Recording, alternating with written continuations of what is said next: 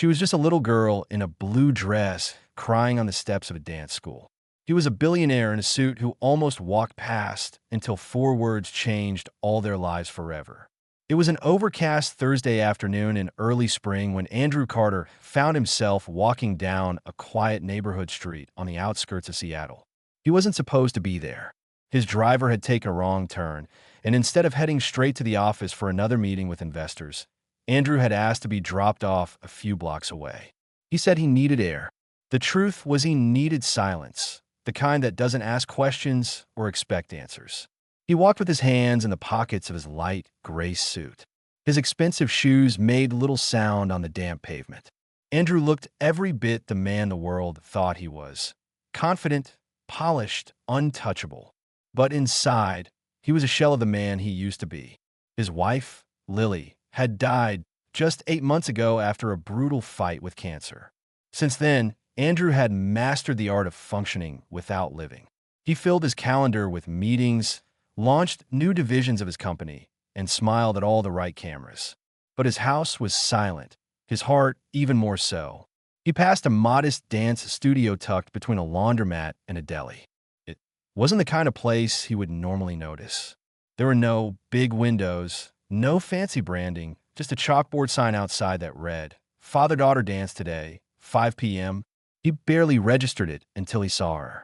She was sitting alone on the steps in front of the building, her small hands folded in her lap. Blonde hair pulled into a tidy bun with a bright blue ribbon, wearing a delicate sky blue dress that shimmered faintly in the weak light.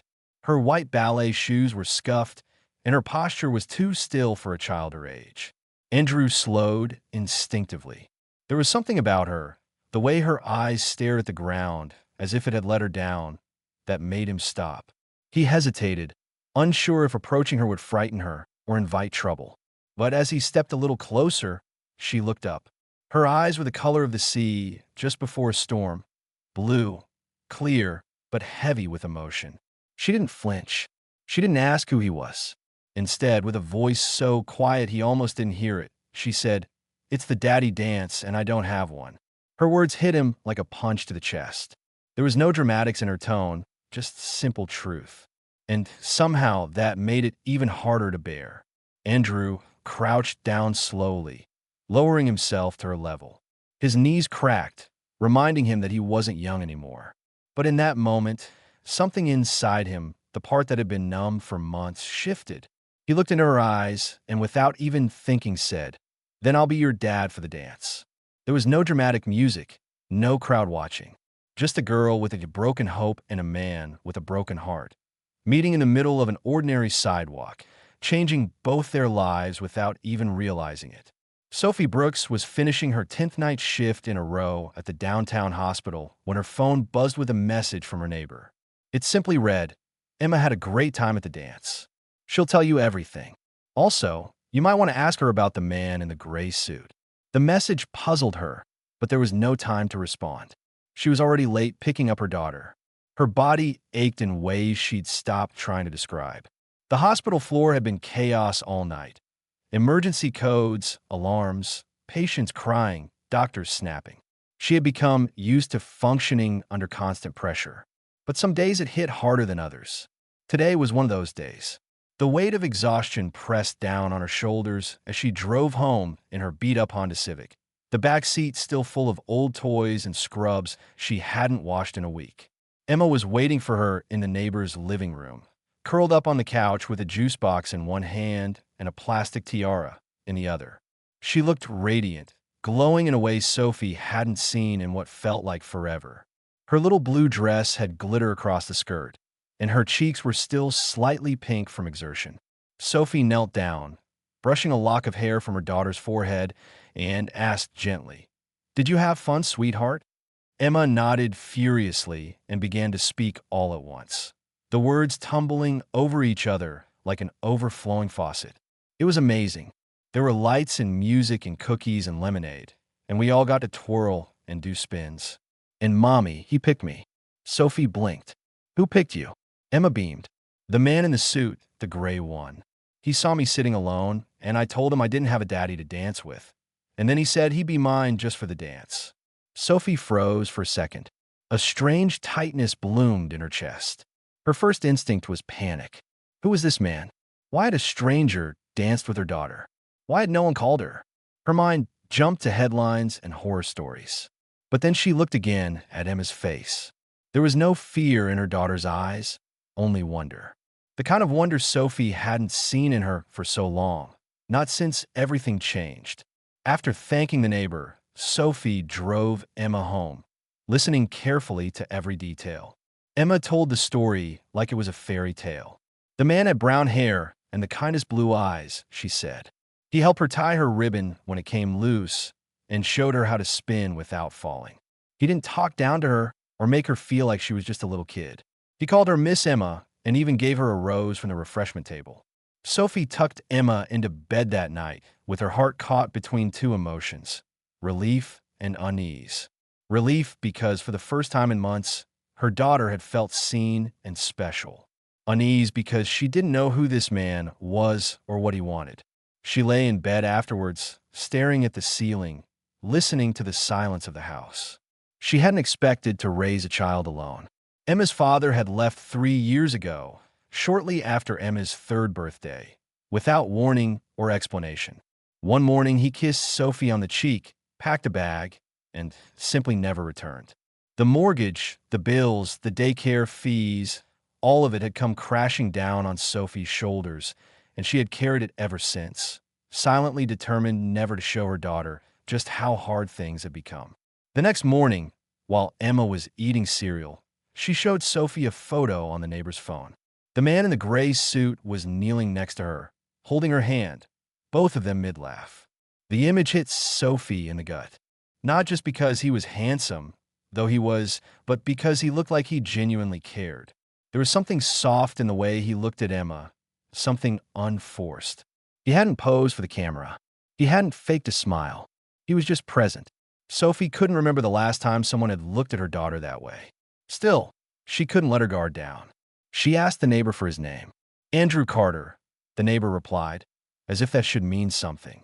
Sophie's brows knit together. The name sounded familiar. Later that day, during her lunch break at the hospital, she Googled it. What she found made her sit down. Andrew Carter was the CEO of one of the most powerful tech companies on the West Coast. Forbes called him one of the youngest self-made billionaires in the country. He had given keynote speeches at Silicon Valley conferences and appeared on magazine covers. But his most recent photo was different. It was taken at his wife's funeral. The caption read, "Tech giant says goodbye to beloved wife after battle with cancer." In the photo, he looked 10 years older, hollow-worn. Sophie stared at the screen for a long time. The man who had knelt beside her daughter wasn't just a stranger. He was someone the world saw as untouchable, larger than life. And yet, he had seen Emma sitting alone on a dance school step. Instead of walking past like everyone else, he'd stopped.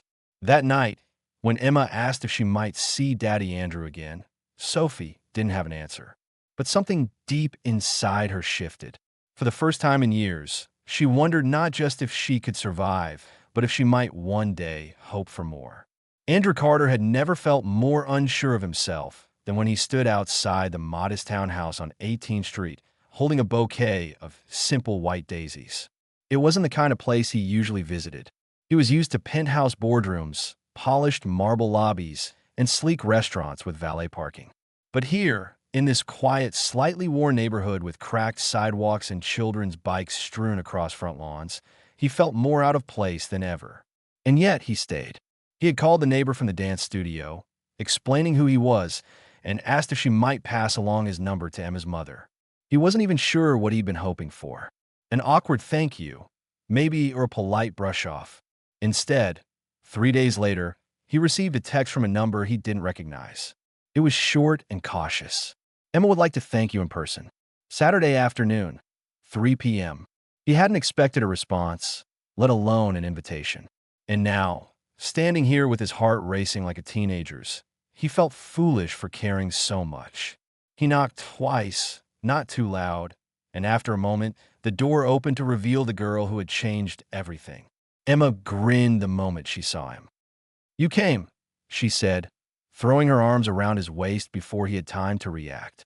She was wearing a soft yellow t-shirt with a unicorn on it, her hair down and a bit messy, and she looked up at him with complete trust. Behind her stood her mother. Sophie Brooks wasn't what he had expected. She looked tired but not weak. Her face carried the quiet strength of someone who had seen too much and kept going anyway. Her hair was pulled back in a loose braid, and her calm but weary eyes met his with cautious curiosity. She wore simple jeans and a sweatshirt, and somehow she was still striking in a way that had nothing to do with fashion or polish. She didn't smile right away, and Andrew didn't blame her. He was a stranger who had appeared out of nowhere and danced with her daughter. Her caution made sense. "Hi," he said, offering the flowers. "I brought these for Emma or you or both." Honestly, I wasn't sure. Sophie took them gently and gave a small, reserved smile. "Thanks," she said. "You didn't have to do that." "I know," he replied, suddenly feeling like he was 12 years old. "But I wanted to." She let him inside. The home was small, cozy, and lived in. There were drawings taped to the fridge, a pair of tiny ballet shoes by the door, and a bookshelf filled with a mix of children's stories and nursing textbooks. The furniture didn't match, but everything was clean and warm. He noticed a framed photo of Emma as a baby next to a stack of unopened mail and utility bills. It was a home built on effort, not money. Emma dragged him by the hand into the living room, insisting he sit down and see her newest drawing. As she told him about school and her favorite snacks, Andrew listened, truly listened for the first time in weeks. Something about her voice, unfiltered and free, soothed something jagged inside him. She wasn't trying to impress anyone. She just wanted to share the things she loved with someone who would listen. Sophie sat across from him, watching quietly at first. She was polite but guarded. Eventually, as Emma skipped off to get her sticker book, she finally spoke. "I just want to be clear," she began. "I appreciate what you did for Emma. Truly, you gave her something she'll never forget. But I don't know you, and I have to protect her always." Andrew nodded immediately. "I get that.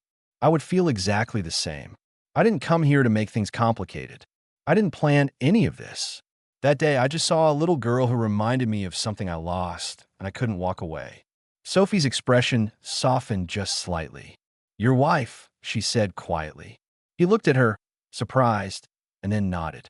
"Yeah, she died 8 months ago. Cancer. We didn't have kids. We wanted them, but time ran out." There was a silence between them. Not awkward, but heavy. Shared loss has a way of leveling people, no matter how different their lives might be. Sophie looked down at her hands. "Emma's dad left when she was 3. No note, no goodbye. I thought I was prepared for that possibility, but when it actually happened, I haven't really trusted anyone since." Andrew leaned forward slightly, not to convince her of anything, but simply to be closer. "You don't have to trust me. Not yet, or ever if that's what you decide. I just want to be around if Emma ever wants to talk or draw or spin in circles until she falls over." She's kind of amazing. Sophie let out the smallest laugh. Unexpected, but real. "She is," she said, "and exhausting." They talked a little more after that. Nothing too deep. Favorite books. What Emma liked to eat. How Sophie managed night shifts while raising a child alone. Andrew offered no pity, only curiosity. And Sophie, for reasons she couldn't explain, found herself answering honestly. He didn't make her feel small or pitted. He just made her feel like someone who hadn't been seen in a long time. When he finally stood to leave, Emma clung to his arm. "Will you come again?" she asked, eyes wide with hope. Andrew crouched to meet her gaze. "Only if your mom says it's okay," he said. Sophie didn't answer right away, but as Emma looked up at her with that pleading, unguarded face, she gave a quiet nod. Outside, as the sun dipped low and painted the sky in soft gold, Andrew walked back to his car, feeling something he hadn't felt in a long time, like maybe the pieces of his broken world were slowly beginning to rearrange themselves into something new, something worth hoping for. It had been 3 months since the dance, and in that time, something unspoken but undeniable had begun to grow between Andrew, Sophie, and Emma. What started as an act of kindness had turned into a regular part of their lives. Sunday afternoons at the park, movie nights with popcorn spilled all over the couch. Emma running to the door whenever the doorbell rang. hoping it would be him.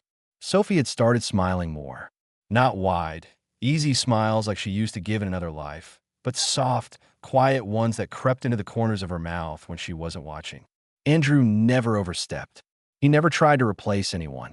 He simply showed up fully and without expectation. And Emma, who once carried a quiet sadness in her little frame, now walked a bit taller. But peace never lasted long in Sophie's world. One late afternoon, as she was walking out of the hospital, her phone rang with a number she hadn't seen in years. At first, she thought it was a mistake.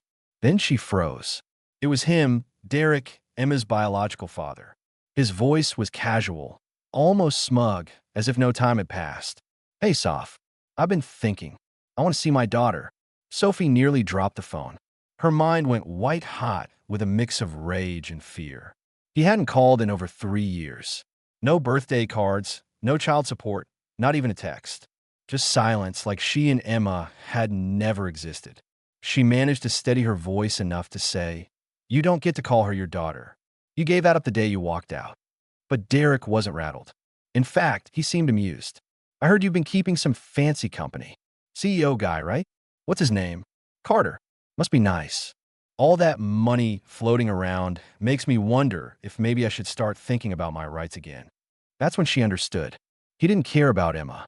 He cared about control, about power, about money.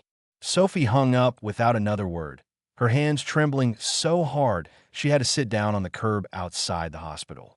Her first instinct was to protect Emma, but her second was pure dread. Derek had always been good at slipping through cracks, using charm when it suited him, manipulation when it didn't. If he really meant to fight for custody or even visitation, he would find a way to make their lives hell. She called Andrew that night, not to panic, not to unload, but because she didn't want to face it alone. He arrived at her door 20 minutes later, still in a blazer, tie loosened, eyes serious. She told him everything. Derek's sudden call, his tone, his words, his threat. She expected Andrew to get angry or try to fix it with money or connections. But he didn't. He simply sat beside her on the couch and said, "Whatever happens, you're not doing it alone. We'll fight this together." Emma was asleep in the next room, unaware of the storm about to hit. Sophie watched her daughter's chest rise and fall with each peaceful breath and knew that she couldn't allow that peace to be stolen. But she also knew Derek wouldn't go away quietly. 2 weeks later, she received an official letter in the mail. Derek had filed for joint custody. The wording was slick, manipulative, claiming he had been denied access, that he was seeking to repair a long-lost bond. Sophie felt sick just reading it. He didn't even know what Emma liked to eat, let alone what she dreamed of at night. The legal process began quickly. Meetings, paperwork, court dates. Andrew offered his full support, standing beside her through it all, bringing coffee to early hearings, sitting silently beside her in waiting rooms when words weren't enough. The worst part was explaining it to Emma. Sophie chose her words carefully, keeping her voice calm, even though her heart was beating wildly. "Sweetheart," she began, kneeling beside her daughter. "There's something we have to talk about. Someone from before wants to see you. Someone who used to be here when you were very little." Emma frowned, clearly confused. "Who? Your biological dad?" Sophie said gently. "His name is Derek. He's asking the court if he can be a part of your life again." Emma was silent for a long time, her small face unreadable. Then she whispered, "Do I have to?" Sophie pulled her into her arms. "We're going to do everything we can, so you don't have to do anything you're not ready for. You're not alone in this." That night, when Sophie tucked her in, Emma clutched her hand and asked, "Will Andrew still be my dad if this other man comes back?" Sophie's throat tightened. She hadn't allowed herself to think that far ahead, afraid of what she might not be able to promise. But she said the only thing she knew was true. "Andrew loves you. That doesn't change no matter what." The days that followed were filled with legal tension and emotional exhaustion. Derek was smug in the courtroom, dressing the part of a reformed man, spinning stories about regret and redemption. But he underestimated one thing, Emma. When the judge requested a private session with the child to hear her feelings, Emma walked into that room with all the quiet strength of her mother and the steady grounding Andrew had helped her find. Later, Sophie and Andrew would learn what Emma had said from the court-appointed child psychologist. She had spoken softly, but clearly, "My real dad is the one who danced with me when I was sad. He didn't leave. He showed up. That's the kind of dad I want." Sophie cried when she heard that, not just because of the words, but because it came from a little girl who had every reason to feel abandoned by the world, yet had somehow found the courage to choose love. The custody petition was denied. Derek had no legal rights and no standing, and the court made it clear that forcing a relationship on a child who didn't want it was not in her best interest. When they returned home that evening, exhausted but victorious, Emma ran straight into Andrew's arms and whispered, "You're still my dance dad, right?" He lifted her up without hesitation. "Always," he said, and for the first time in what felt like years, Sophie let herself believe that maybe the worst was finally behind them. The weeks that followed the court's decision were a strange blend of exhaustion and quiet relief. Sophie felt as if she'd been holding her breath for years and had finally exhaled. But even now, with the judge's ruling behind them and Derek legally out of the picture, a part of her couldn't stop bracing for another blow. Trauma teaches you to expect that the good moments are only borrowed time. But still, there was something undeniably different now.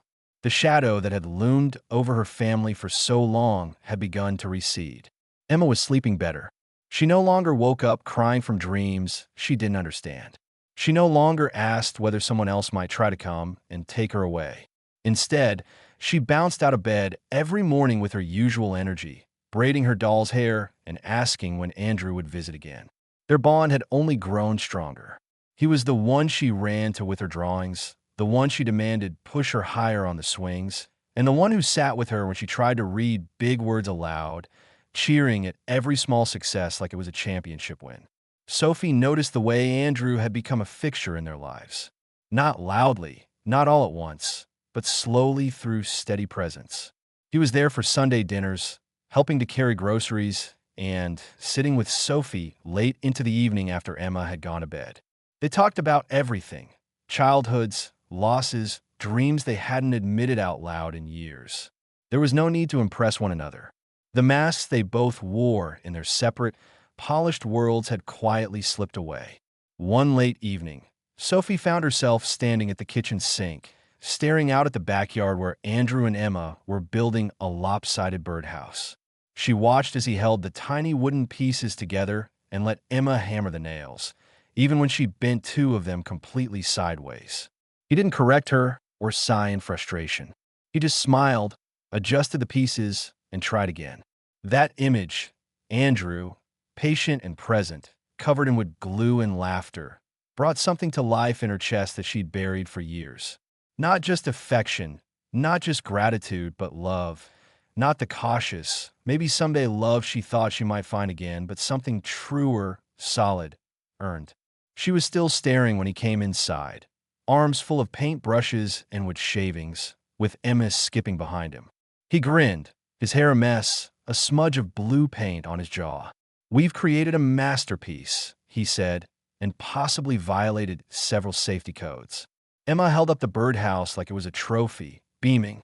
Sophie laughed, then paused, her voice quieter than expected. "Thank you for all of this, for her." Andrew shrugged lightly, as if it was nothing. "You don't have to thank me."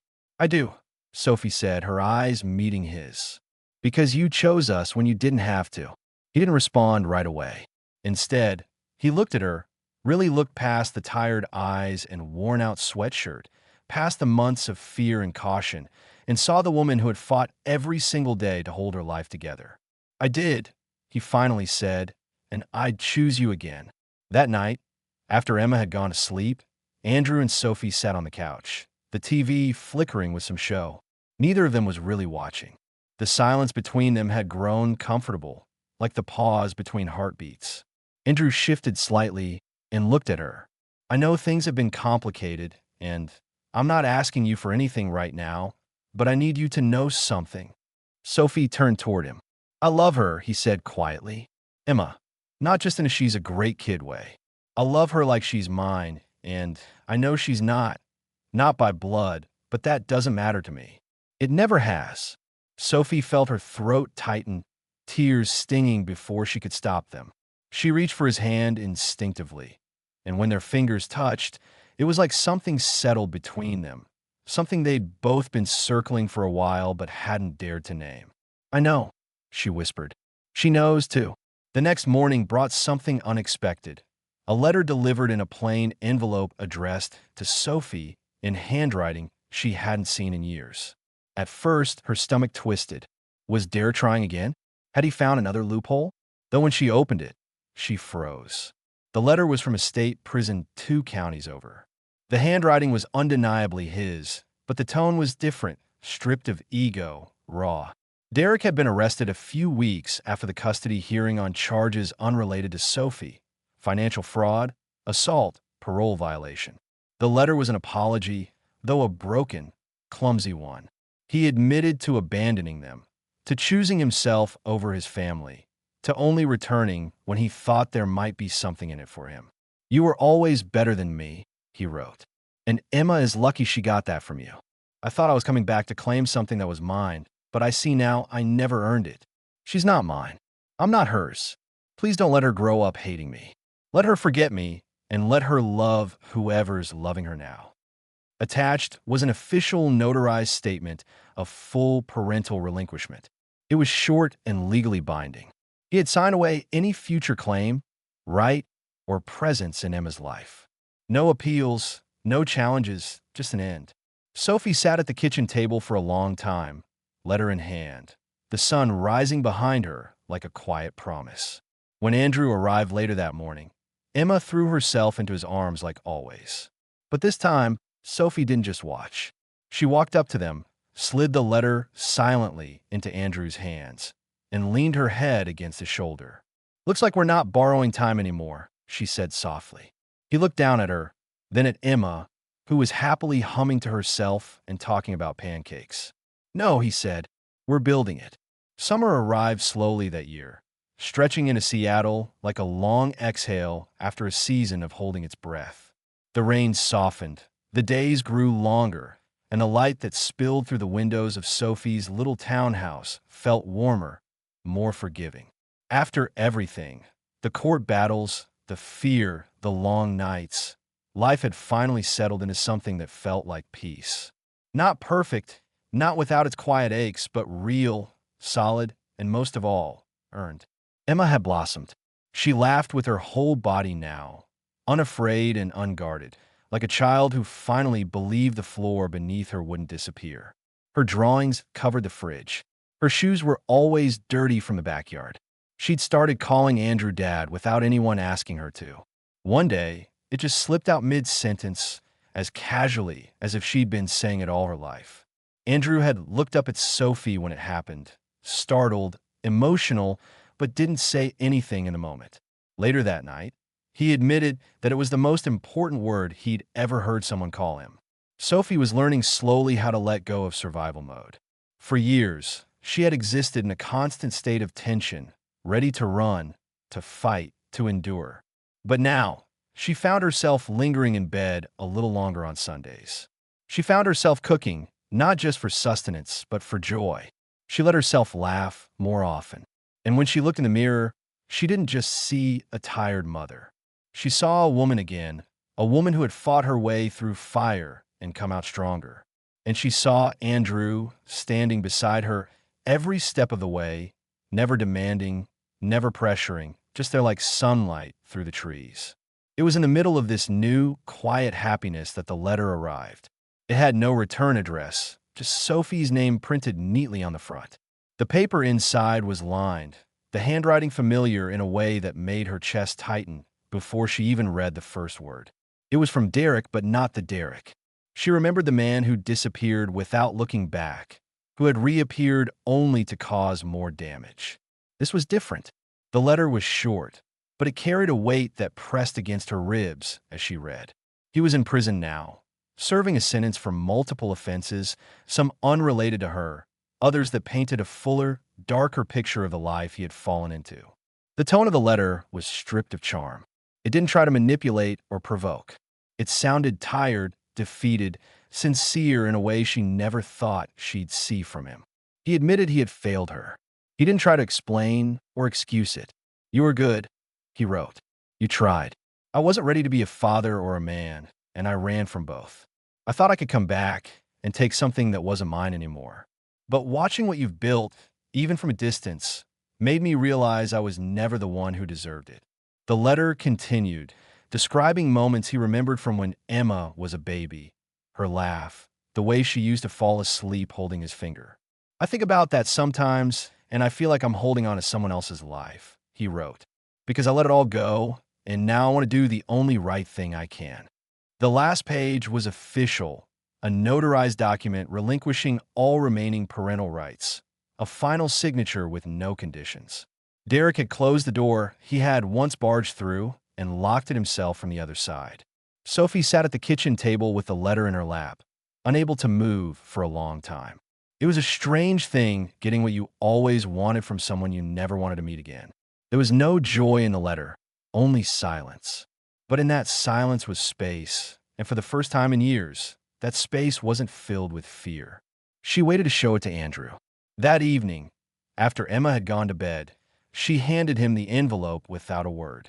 He read it carefully, eyebrows knitting as he took it all in.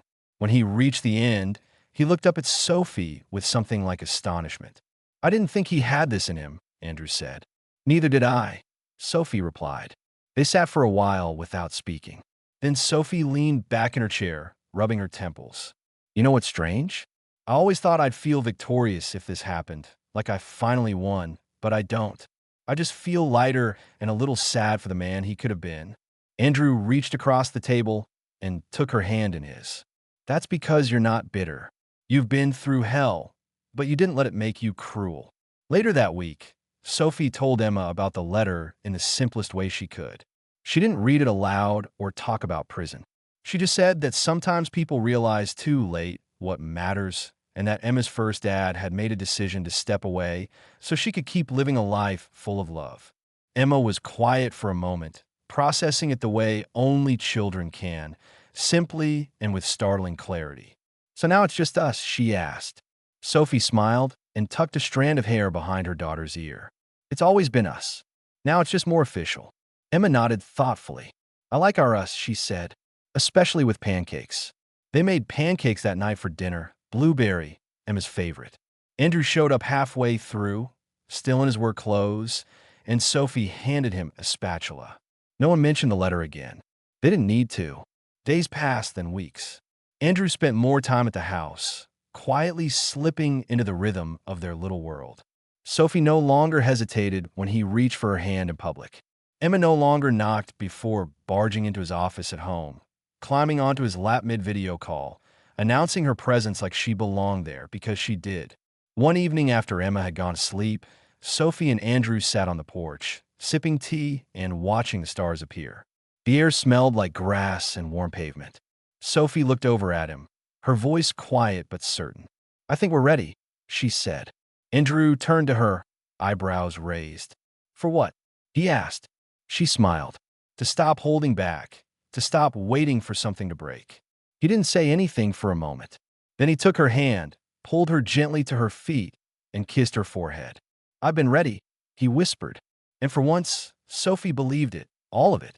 The peace, the love, the life they were finally allowed to build. Not borrowed, not fragile, but theirs, fully, completely, and without fear. The invitation came in a thick cream-colored envelope with gold foil edging, tucked among the usual stack of mail filled with grocery store ads and utility bills. Sophie opened it absent-mindedly while standing in the kitchen, wiping pancake batter from her hands, expecting some local church fundraiser or neighborhood newsletter. But as her eyes scanned the elegant lettering inside, her breath caught. It was from the Aurora Foundation, one of the largest children's charities in the region, inviting Andrew Carter and his guests to attend their annual gala. Formal dress, dinner, silent auction, a night beneath chandeliers and soft jazz. She smiled faintly, unsurprised that Andrew had received an invitation. He was on more than one philanthropic board, and his name alone could fund half the evening. When he came over later that evening, she handed him the envelope with a teasing smile. Fancy people still want you, apparently. Andrew raised an eyebrow and glanced at the invitation. Ah, this I forgot that was coming up. I usually just send a check and skip the social part. Sophie leaned against the counter, arms crossed, a playful look in her eyes. So, you're saying you've never actually gone to one of these? Once or twice, he admitted, setting the envelope down. But it's not exactly my scene. Too many handshakes, too many conversations that sound like interviews. Emma, sitting at the kitchen table drawing a dog with 6 legs and a crown, suddenly looked up. Can I go? Sophie laughed softly. It's not really a kid party, honey. Andrew crouched next to Emma's chair, inspecting her artwork like it was a masterpiece. Tell you what, he said, it might not be a kid party, but maybe we could make an exception this year. What if you came as my guest? Emma's face lit up like a sunrise. Really? Sophie looked at Andrew over her daughter's head, her eyes full of amusement and mild suspicion. You're going to take a 6-year-old to a formal gala? He grinned. Only if her mom comes, too. That's how Sophie found herself a week later, standing in front of her bedroom mirror in a navy blue dress she never imagined she'd wear again. It had been tucked in the back of her closet for years, a relic of a younger version of herself who used to attend weddings and dinners back when nights weren't spent in scrubs under fluorescent lights. The dress still fit surprisingly, and as she adjusted the straps and pinned back a loose strand of hair, she hardly recognized the woman staring back at her. Not because she was trying to look like someone else, but because she had finally stopped hiding the woman she used to be. Emma wore a pale gold dress with a tulle skirt that sparkled in the light, her hair swept up in a bun with a clip shaped like a star. Andrew arrived at their door in a tailored black tuxedo that looked effortless on him, holding a tiny bouquet of white flowers for Emma and a single gardenia for Sophie. He didn't say much when he saw them, just smiled in that quiet way of his, like he was storing the moment in some private part of his heart. The ballroom was breathtaking. High ceilings, warm lights strung above like stars, and long tables draped in ivory linen. A string quartet played in the corner, and waiters passed around delicate hors d'oeuvres on silver trays. Sophie felt out of place for all of 10 seconds until Andrew slipped his hand into hers and leaned in to whisper, "Everyone's looking at you. You're the most beautiful thing in this room." She rolled her eyes affectionately, but her cheeks flushed. They danced slowly together at first, then took turns spinning Emma around the dance floor, her laughter louder than the music. People watched them with soft smiles, not just because of who Andrew was, but because of the obvious, undeniable warmth between them. This wasn't performance. It was real, and it radiated from the way they moved around each other, effortless, tender, unafraid. As the evening wore on, the charity auction began, and guests returned to their tables.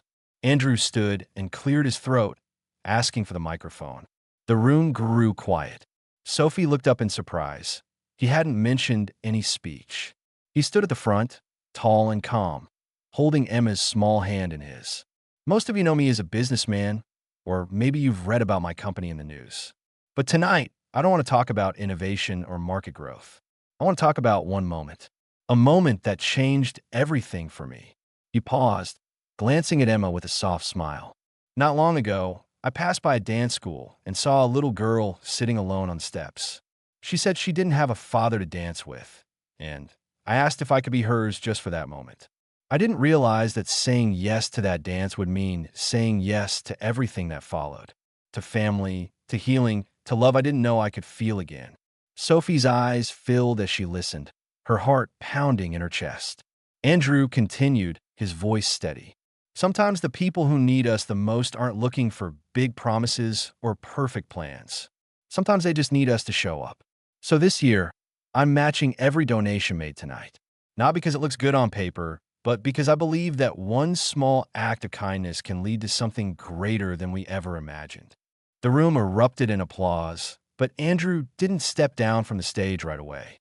He looked across the room straight at Sophie, his voice dropping slightly. And speaking of imagining more, Sophie, could you come up here for a moment? The spotlight shifted. A hush fell. Sophie's breath caught in her throat as she stood, unsure, her heart hammering as she walked toward him. Emma reached for her hand and tugged her gently forward. When she reached him, Andrew turned to face her, reaching into his jacket pocket and pulling out a small velvet box. "I didn't plan for this to happen here," he said low enough that only she could hear. "But I realized I don't want to wait anymore. I've waited through too many silent years. I want this life with her forever."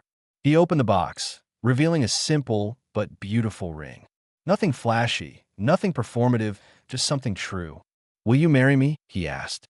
"Not because we need a title, but because I want to wake up next to you for the rest of my life, and I want Emma to never have to wonder who her father is ever again." Sophie's hands were shaking as she reached for his. The answer came so easily, so surely that she couldn't believe she ever lived without it. "Yes," she whispered. The room erupted into cheers. Emma squealed and threw her arms around both of them. And as the music began again, and Andrew spun Sophie gently into a slow dance, they knew that what had started as a single act of compassion had grown into something unbreakable. Not a rescue, not a fantasy, a family, real, messy, luminous, and finally whole. The years that followed were not without their challenges, but they were full.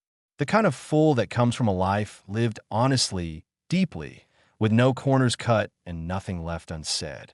Sophie and Andrew married in a quiet ceremony beneath a canopy of maple trees, with just a handful of people present and Emma standing between them in a flower crown she had insisted on making herself. There were no headlines, no photographers, no designer gowns. Just love, raw and real, binding three people into something that no judge, no DNA test, no court order could ever define. A family born not from blood, but from choice. They bought a house together on the edge of the city, far enough from the noise, but close enough to feel connected. It wasn't a mansion. Andrew could have afforded 10 of them, but Sophie had chosen it, and that made it sacred. It had a creaky front porch, a yard full of dandelions, and a kitchen with peeling cabinets that Andrew swore he'd get around to fixing, but secretly loved just as they were. They painted Emma's new room in soft lavender, filling the shelves with her favorite books, and hung fairy lights from the ceiling that stayed on long after bedtime. Andrew still ran his company, but he came home earlier now. He stopped checking emails during dinner. He turned down meetings that bled into weekends. Success didn't look the same to him anymore.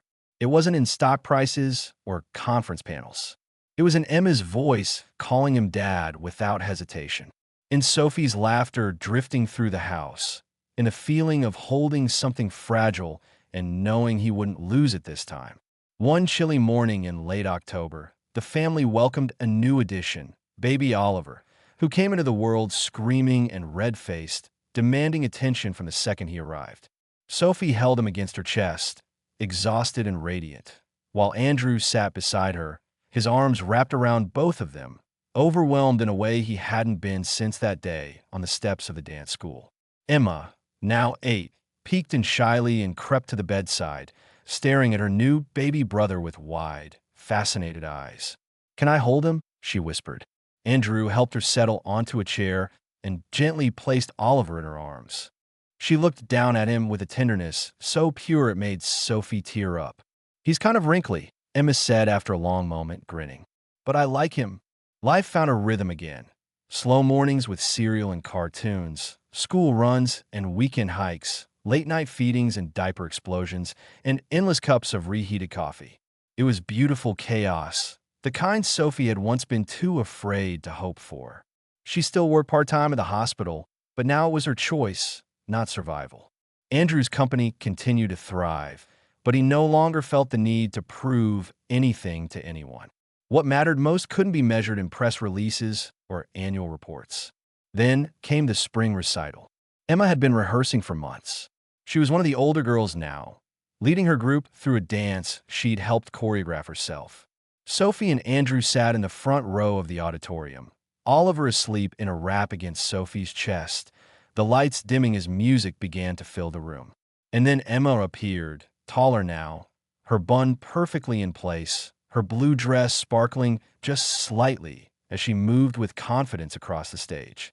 She was grace in motion, all long limbs and fierce concentration.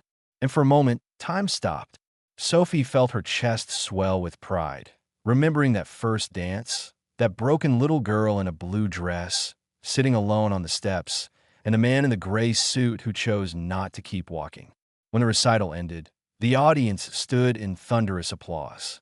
Andrew wiped his eyes discreetly, then stood and clapped the loudest of them all. Afterward, as the crowd milled around the lobby, Emma came bounding toward them, cheeks flushed, arms wide. "You were amazing," Andrew said, sweeping her into a hug. "Did you see me do the triple spin?" she asked, practically buzzing. "I saw everything," Sophie said. "You shined." But then Emma did something no one expected. She pulled a small, folded paper from the pocket of her jacket and handed it to Andrew. "This is for you. I made it in school." He opened it slowly. It was a drawing, crayon, and marker on construction paper. 3 stick figures stood beneath a banner that read, "My family." One tall figure in a gray suit, a woman in scrubs, a little girl with a ribbon in her hair, and a baby with a pacifier, all holding hands. At the bottom, in large block letters, it said, "Thanks for choosing us." Andrew knelt down beside her, pressing the drawing to his heart. "You chose me too," he said softly. The moment hung there like a still photograph, pure and warm, and it would stay with them forever. In the years that followed, the story of how their family began was told over and over again at school presentations, bedtime talks, and even once during a podcast interview Andrew reluctantly agreed to do. But no matter how many times it was shared, the heart of it never changed. One day, a man walked past a dance school. One day, a girl sat on the steps alone, and one sentence, a simple, powerful sentence, rewrote all their lives. "I'll be your dad for the dance." It had begun with that, and it had become everything. What makes the ending of this story powerful isn't just that it's happy, it's that it's earned. This isn't a fairy tale where a rich man swoops in and fixes everything. It's a story about healing through presence, not perfection. It's about a man who lost everything and didn't try to escape his grief with distractions, but allowed it to lead him towards something real. It's about a woman who carried the weight of survival for years, never asking to be rescued, and still opened her heart again, not out of need, but out of choice. And it's about a little girl whose quiet sadness was transformed, not by grand gestures, but by someone who simply chose to stay. The ending reminds us that family isn't always something we're born into. Sometimes it's something we build slowly, messily, bravely with people who show up when it matters most. That's what makes this story beautiful. Not that everything turns out perfectly, but that everything turns out real. And real is always more lasting than